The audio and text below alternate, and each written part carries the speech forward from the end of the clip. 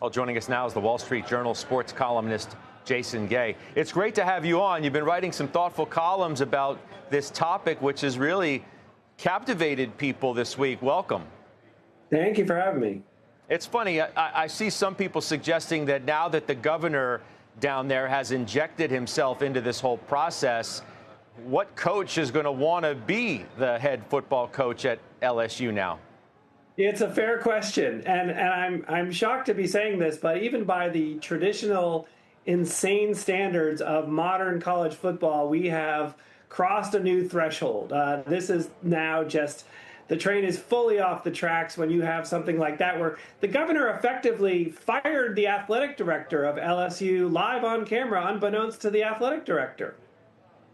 Yeah, it really is incredible.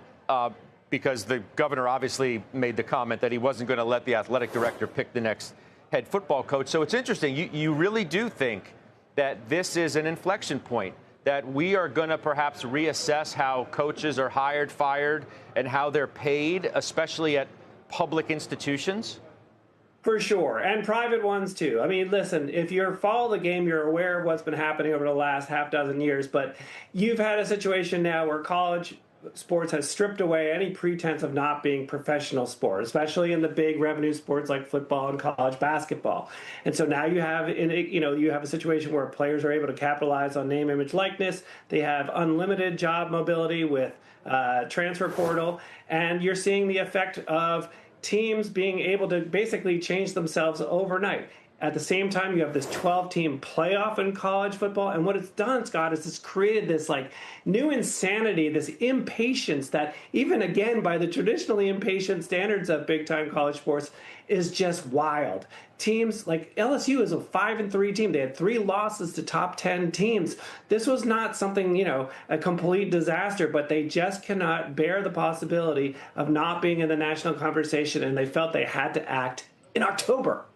Yeah, it was remarkable. There's no other way to say it, especially on the heels of, Franklin at Penn State getting fired and igniting the whole conversation.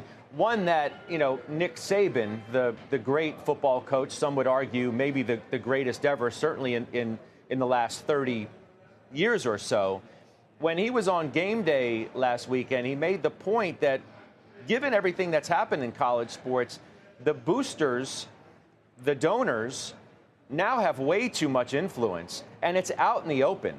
They had it before, but it was in the shadows. Now it's in the open on how coaches are hired, how they're fired, how they should use their personnel, and they feel much more emboldened because of the checks that they're writing to make those decisions. Well, I think you're absolutely right that this was an economy that lurked below the surface, and, making it more public, I don't necessarily believe is a bad thing. It's just kind of made people more aware of the sort of ridiculousness of how decision-making happens in big-time college sports.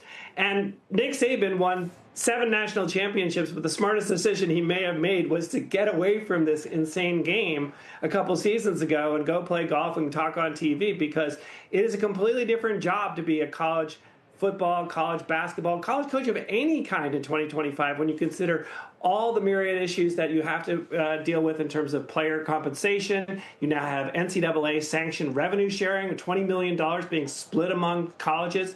And then you also have a situation where the players just move along. And again, this impatience, it's this idea that you look at schools like Indiana and Vanderbilt, programs that are traditional doormats have basically overhauled themselves in the space of 12, 24 months and become national powers. That makes those big heavies crazy. The idea that somebody out there is outfoxing them as much as they are outspending them.